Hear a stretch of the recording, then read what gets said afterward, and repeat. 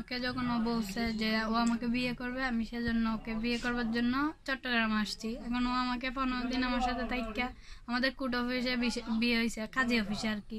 কাজী অফিসে বিয়ে হওয়ার পর ও আমাকে ছেড়ে চলে আসছে ওর মা বাবার ফার্মে।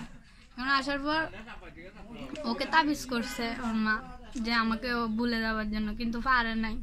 ও লাস্টে ওকে তাবিজ করছে, বলে ওর নাকে বলে কি শুঙ্গাইছে। শুঙ্গানোর পর ও ও আমাকে কিন্তু মনে আছে, কিন্তু ও আমার কাছে যাইতে পারে না, ডর দেখাইছে যদি যা আমার কাছে তাহলে ওর মা ওর বাসায় ফাঁসি খাইয়া মরে যাবো গা। তোমাদের বিয়ে কবে হয়েছিল? বিয়ে হয়েছে আমাদের 15 তারিখে। কবে 15 তারিখ? এই মাসের 15 তারিখে। বিয়ে হওয়ার পর তার কাছে তুমি ছিলে না, হে তোমার কাছে ছিল?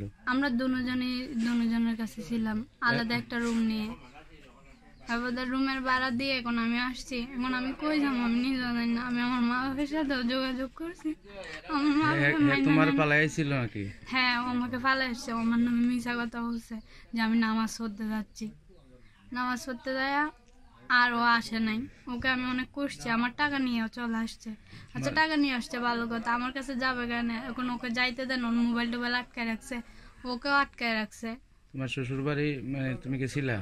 হ্যাঁ, গেছিলাম। আমার জামাইকে আটকায়, মানে জামাইকে লুকায় রাখছে। আমার জামাইকে বের করতে দিচ্ছে, মানে আমাকে দেখাইতে দিচ্ছে না। একজনকে বলছি যে আমার আমি ওর ওকিফ আলীর বউ, বলতেছে যে তারপর ওর মাকে যায় বলছে। ওর মাকে যায় বলার পর ওকে লুকাই ফেলছে, ওদের ঘরের দরজা টরজা সব বন্ধ করে দিছে। শ্বশুর বাড়ির জায়গাটা বলো, শ্বশুর বাড়ি কোন জায়গায়? কাটারের জেলা,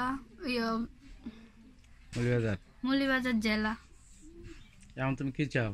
আমি চাই আমার জামাইরে, আমার টাকা পয়সা কিছু লাগবে না, আমার জামাইরে যেভাবে হোক সবাই দিয়ে নেন।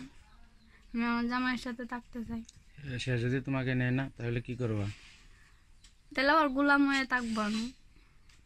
আমি আর যাওয়ার কোথাও নাই, আমাকে কেউ নিবে না। আমি ওর জন্য কালারিং হয়ে গেছি গা।